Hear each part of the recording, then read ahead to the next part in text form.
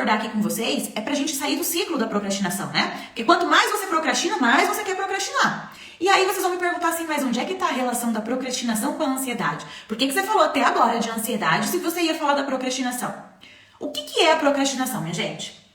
A procrastinação é quando a gente fica deixando pra depois alguma coisa que a gente não gosta de fazer, que a gente não quer fazer, né? Alguma coisa que é uma obrigação, que a gente precisa fazer, mas a gente não tá muito afim. Concorda comigo que quando a coisa é legal, a gente não procrastina, a gente vai lá e faz, porque é legal.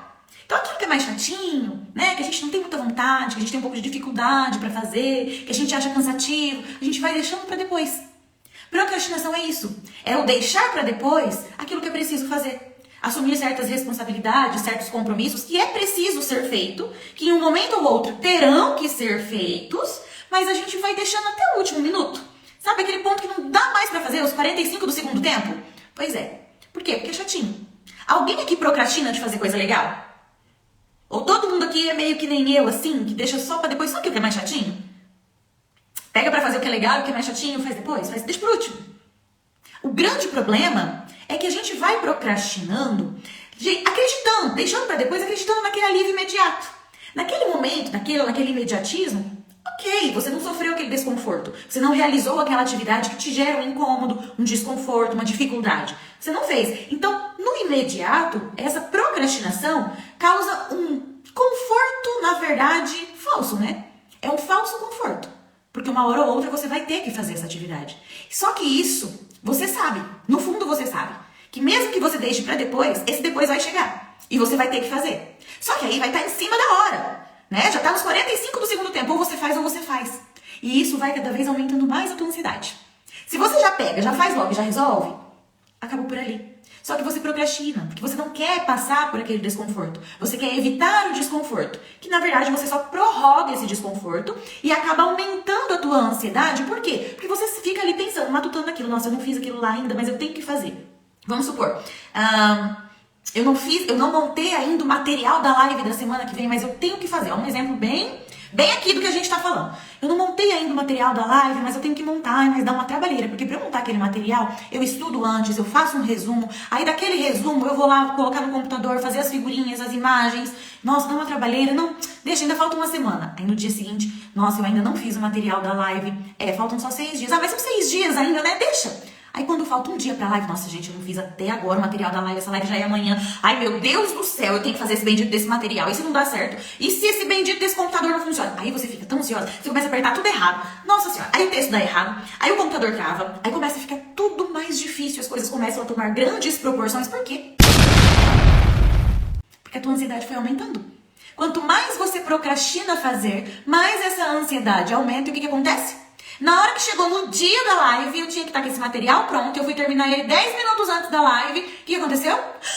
Meu Deus do céu, ainda bem que deu tempo, ainda bem que eu consegui fazer. E aí já tá com aquela taquicardia, aquela batedeira danada, não, já tá até tremendo, um suador, meu Deus do céu. Quem nunca passou por uma situação assim?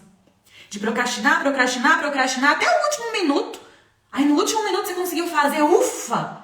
Mas pra fazer, fez tremendo, fez dando tudo errado. E aí acaba saindo meio que de qualquer jeito, na sua visão perfeccionista, ansiosa, concorda? Porque a pessoa ansiosa, ela costuma ser bem perfeccionista. E aí não sai do agrado, porque foi feito em cima da hora. Aí não ficou do agrado, não ficou legal. Aí a pessoa começa o quê? Começa a julgar que aquilo não ficou bom, que aquilo não deu certo, que ai meu Deus, por que eu não fiz antes, né? Eu não tenho capacidade suficiente, que eu demorei muito pra fazer. Então com isso, além de você estar aumentando a sua procrastinação, você está aumentando a sua ansiedade. Olha o ciclo. Quanto mais você procrastina, mais ansiosa você fica e mais você procrastina. Porque aí você começa, olha lá, o caos. Nem dorme depois, não dorme mesmo. Não dorme. Que aí o que vai acontecendo? Você vai ficar pensando naquilo. E dá-lhe pensamento naquilo, dá-lhe pensamento naquilo. Dá-lhe a ansiedade aumentando, né? Aquele sufoco, dá até falta de ar, aquelas respiradas fundas, sabe? Ai, meu Deus. Pois é, acontece o dia inteiro. Mas você não vai lá fazer. Por quê? Porque você quer fugir do desconforto de fazer aquela atividade que é chatinha. E a ansiedade vai aumentando. E aí quando você chega lá nos 45 do segundo tempo, que você entrega daquele jeito, que você já não gostou, porque o teu perfeccionismo ansioso não gostou. Você fala, ai, não, tinha que ter feito antes, né? Aí você começa a se punir. né? O julgamento de que você não foi capaz, porque você tinha que ter feito antes, porque se você tivesse feito antes ia ter ficado melhor, né? Porque você não se organizou, que onde já se viu isso. E aí você começa a se maltratar, vamos dizer assim. Se cobrar por aquilo que você não fez, que tinha que ter sido feito antes, que tinha que ter sido feito melhor, que você não é capaz, que você não consegue se organizar, que você não conseguiu fazer bem feito, que você não dá conta daquele serviço. E aí você começa o quê? A ficar mais frustrada, com a autoestima lá embaixo, e isso te gera o quê? Mais ansiedade por melhorar, porque não dá pra ficar assim, porque você precisa fazer as coisas melhores, você começa a se cobrar, e isso te gera mais ansiedade. Olha o ciclo. Quanto mais procrastina, mais ansiosa fica, quanto mais ansiosa fica, mais procrastina, porque aí se acha incapaz, a autoestima tá lá embaixo, tá desanimada, sem vontade de fazer, aí procrastina, fica ansiosa, procrastina, olha o ciclo. Eu tenho certeza que quando vocês começarem a procrastinar, vocês vão perceber que vocês estão procrastinando e vão perceber que a ansiedade de vocês está aumentando. E aí vocês já vão saber que vocês precisam sair desse ciclo. Então vamos falar como é que nós vamos sair desse ciclo? Então vamos lá, bora sair do ciclo da procrastinação. Reconheça o padrão. Você tem que estar ciente de que você está procrastinando. Você tem que perceber que você está procrastinando. Que você tem algo para fazer que você está sempre deixando para depois. Você tem que perceber, olha, não, eu sou uma pessoa que procrastina muito coisas que eu não gosto de fazer. E aí você começa a perceber o que é que tá te fazendo procrastinar. Eu procrastino muito quando eu tenho que fazer determinada coisa. Eu procrastino muito em tal período do dia. Você tem que começar a se perceber qual é o padrão de procrastinação que você assumiu. É com que tipo de atividade, que tipo de coisa que você não gosta de fazer, que você procrastina e deixa pra depois. Que horário do dia tem coisa pra você fazer que você não gosta de fazer, deixa pra depois. Aí tem gente que fala assim, eu não sou produtivo de noite, eu não sou produtivo de manhã. Será que você não é produtivo ou você está procrastinando algo que você não gosta de fazer nesse período? Comece a se perceber. Reconheça qual é o seu padrão de procrastinação. Uma outra coisa que eu coloquei aqui no material, que também dá super certo, e é assim, batata, gente. Divida as tarefas. Coloquei aqui. Por quê? Porque às vezes a gente idealiza um grande projeto. Algo muito grandioso. E para conseguir fazer isso muito grande, a gente acaba se desesperando, falando, meu Deus, eu não vou dar conta. E isso gera uma ansiedade. Porque você olha aquilo, a nossa ansiedade já faz com que a gente enxergue as coisas numa proporção distorcida, né? Uma gota d'água vira uma tempestade. Então, isso é muito comum da ansiedade, distorcer os nossos pensamentos, distorcer a nossa visão sobre os fatos. E aí, você tem lá um projeto super grandioso para concluir. O que você vai ver naquele projeto? Meu Deus, é muito grande, não dou conta, não vai dar tempo, não vai... E olha a ansiedade aumentando.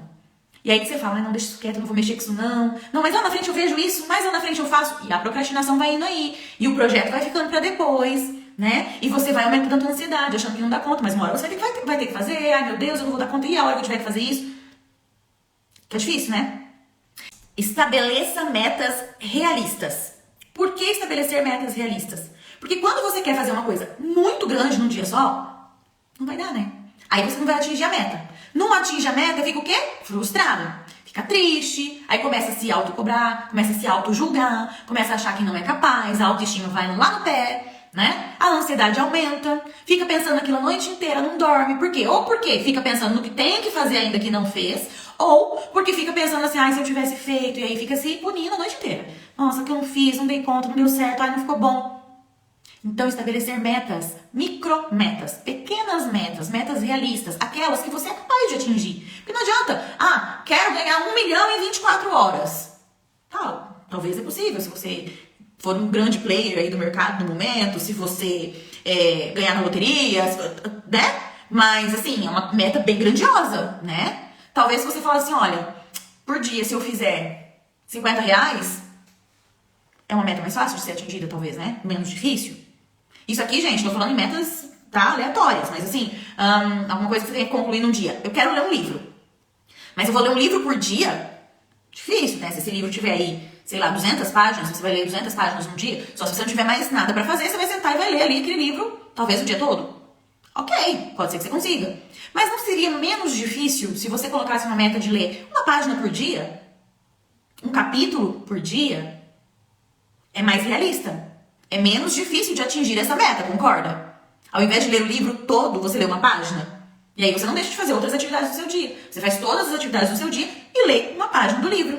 Vai criando o hábito de ler o livro. Porque senão você pega naquele livro, ele tem lá 200 páginas. Você fala assim, ai meu Deus, eu queria tanto ler esse livro hoje, mas não vou dar conta de acabar. Aí você nem começa.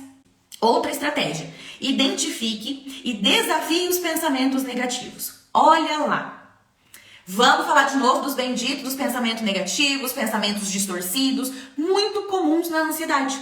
A gente já vem conversando por aqui que a ansiedade distorce os nossos pensamentos, com isso distorce a nossa visão da realidade, né? A nossa visão da realidade toma outras proporções, né? Acaba tomando proporções grandiosas as coisas ruins. Então são pensamentos sempre de conteúdo ruim, sempre vendo que tudo vai dar errado. Sabe aquela pessoa que você começa a conversar e parece que pra ela tudo vai ficar ruim, tudo vai dar errado, né? É que a gente fala que é a pessimista. Pois é, porque são muitos pensamentos negativos. E um pensamento negativo vai puxando o outro, dali a pouco já tem uma catástrofe acontecendo, né? Porque foi uma sequência de coisas ruins ali que ficou pensando, né? De pensamentos negativos, e aquilo se tomou uma proporção que virou uma catástrofe já.